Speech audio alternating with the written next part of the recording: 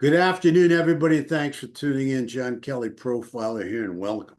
This is going to be a short vid today because we're trying to get more information. We understand there's been a considerable amount of body parts found on Long Island. In fact, the name of the show today is Long Island Body Parts Found in a House. Is this Dahmer take two? If you like us, please subscribe. We always love your subscriptions. We're happy to have you as part of the family. And please hit the like button if you like what we're doing, okay? I have to put our disclaimer out there that everybody's innocent until proven guilty in a court of law, but I don't know who they are. I don't know what the charges are. I mean, we're in the dark right now trying to get answers, but we will get answers and we will get back to you. I also want to send out our deepest condolences to the families and friends of the victims. But we don't know who the victims are at this point. Maybe it's out there now, but I'm not aware of it, okay, on who they were that were found all chopped up and their body parts strewn around the house, okay? At this time also, I want to thank you so much for all the purchases of my book, Discovering Lazarus, The Good, the Bad, and the Ugly of John Kelly, how I kicked a horrible cocaine addiction, how I became a counselor, psychotherapist, and a profile. Thank you all for your purchases and kind comments. Also, the other thing I want to bring out is what we're going to be doing with addictions, and we're going to be adding gambling to it. A lot of gambling addiction out there, a lot of pathological gamblers out there, and believe me, I know a lot about that. So we're going to be adding that to our show we're going to be producing on addictions. It's going to be all addictions that have to do with substance abuse, and we're going to add gambling. Okay, I'm not going to go off the rails with the other types of addictions unless we get a call for it. But anyway, getting back to our show, I understand 4 people were arrested for scattering body parts, and they were in a home where body parts were found. I mean, go figure, right? And the best part is that I understand these people were freed from jail with no bail.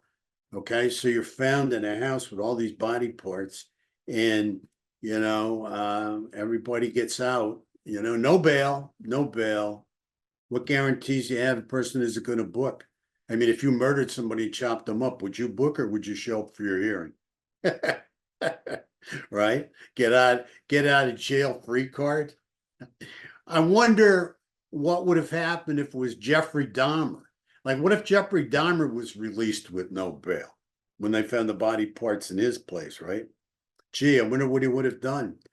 I wonder if law enforcement, realizes and has come out and said there's no threat to the public, okay, by letting these people out without any bail. All right, that's interesting to me. I want to know what you guys think about that.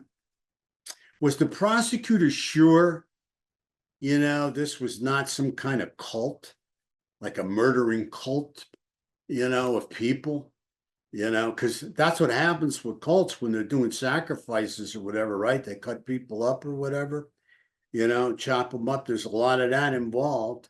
Although I must say, I mean, I don't think this is a cult. But I can be wrong, right? We don't know. Could be a cult.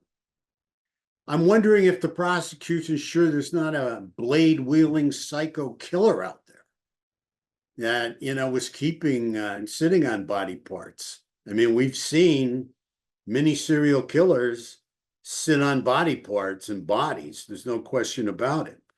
I mean, for example, I'll give you John Wayne Gacy. He had all those bodies down cellar, kept them right in the house, kept the bodies right in the house, and Dahmer speaks for himself. He was that kind of guy. He liked to keep body parts around the house, and sometimes he'd even eat them, okay? Kept them pretty in cold storage, if you will. Also, too, what you have to take into consideration is couples kill, too. I don't know if you know that or not. Not only do couples kill, but couples kill and also keep bodies in the house. All right, that's something I think you might find interesting. We're putting up a link for you on the various serial killers. Please go to it. that have killed many people and kept the bodies and body parts in their house. All right. One example of a couple that killed and kept the body parts was Fred and Rosemary West. They were from England.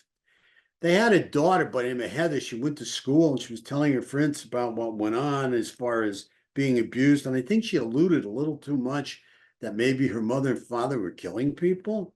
Well, anyway, Heather didn't show up for school one day, and unfortunately, later on, she was found with 9 other bodies under the West's patio. Okay, so Fred and Rosemary killed their daughter too, and buried her with 8 other people under their patio. So this keeping bodies at home is not anything new, or even body parts is not anything new. All right. Serial killers, some of them do this, and there's no question about it. I know law enforcement will get to the bottom of this. I know we'll get answers, but will we get answers soon enough, in time, so we don't have body parts found somewhere else, is where I'm headed. Thank you so much for tuning in. Please keep focused on yourself and your surroundings. It's a very dangerous world out there. Most importantly, have a great day. Take care of yourself. And until we meet again, God bless and thank you.